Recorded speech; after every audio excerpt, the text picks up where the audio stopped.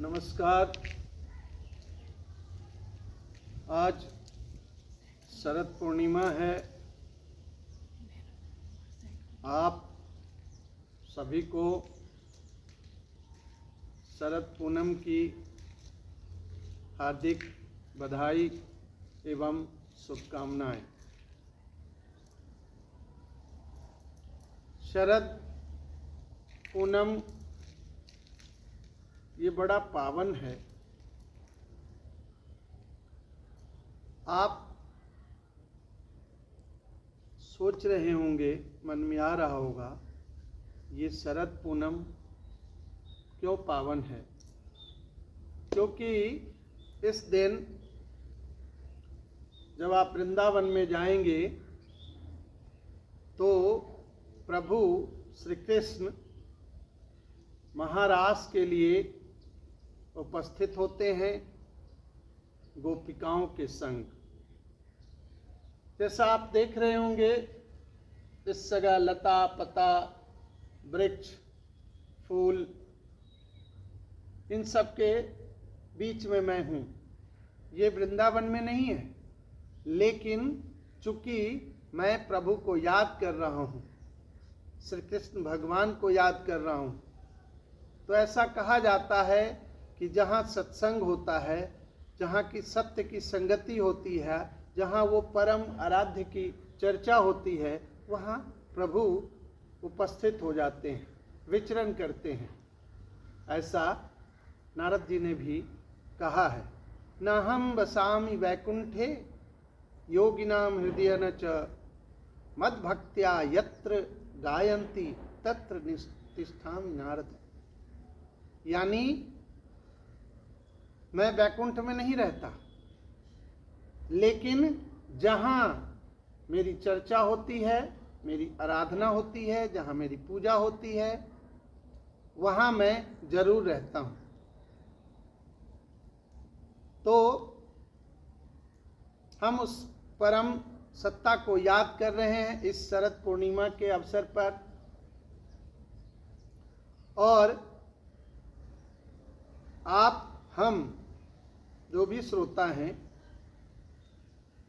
इस चैनल के माध्यम से हम श्री कृष्ण के बीच उपस्थित हैं, क्योंकि उसकी हम चर्चा कर रहे हैं, महारास की चर्चा कर रहे हैं। शरद पूनम के दिन महारास श्रीमद् भगवत गीता का प्राण है। जितने भी भागवत कथा वाचक हैं, अगर आप उनको श्रवण करते होंगे तो ऐसा वो कहते हैं कि ये प्रेम की पराकाष्ठा है। ये दो शरीर का मिलन नहीं है, ये आत्मा से परमात्मा का मिलन है। अतः जब कभी भी कथा में रास पंचाध्याय की चर्चा होती है, गोपी गीत की चर्चा होती है, तो उस समय बड़े सहेज कर और हम उसको श्रवण करते हैं। और हम आज इस शरद पूनम के अवसर पर जो उनकी चर्चा कर रहे हैं, तो निश्चित रूप से प्रभु हम लोगों के समक्ष हैं, हमें आशीर्वाद दे रहे हैं। शरद पूर्णिमा को कई जगह कुमार पूर्णिमा भी कहा जाता है और कई जगह कोजागरी पूर्णिमा भी कहा जाता है। कोजागरी पूर्णिमा जब आप मिथिला में जाएंगे, जहाँ जगत जननी माता जानकी का अवतरण हुआ था, उस जगह सभी मिथिलानी इस कोजागरी पूर्णिमा को कोजगरा के रूप में मनाते हैं, जो लोक भाषा में वहाँ कोजगरा प्रचलित है। और इस रात्रि माँ लक्ष्मी और प्रभु नारायण भ्रमण करते हैं। इसी दिन समुद्र मंथन हुआ, कलश की प्राप्ति हुई, अमृत कलश की, और माँ और प्रभु नारायण प्रभु पूरे रात भ्रमण करते हैं। और जो भक्त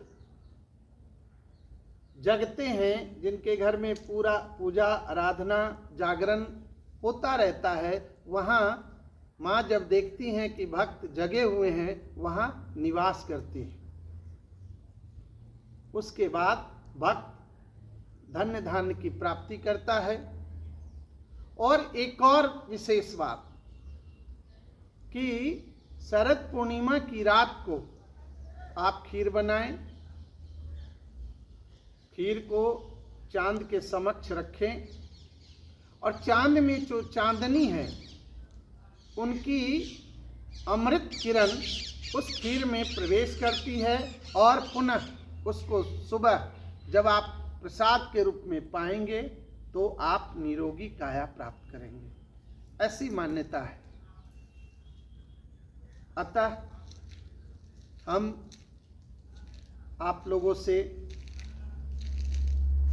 अनुनय विनय करेंगे कि खीर जरूर बनाएं, रात्रि में छत पर रखें, और चांद की जो चांदनी की किरणें अमृत के रूप में प्रवेश करेंगी वो 3-4 घंटे रखें, और सुबह प्रसाद के रूप में पाएं, और निरोगी काया प्राप्त कर पूरे जीवन, पूरे वर्ष आप आनंदित रहें। ऐसा प्रभु से प्रार्थना करते हैं। पुनः शरद पूर्णिमा की हार्दिक बधाई एवं शुभकामनाएं।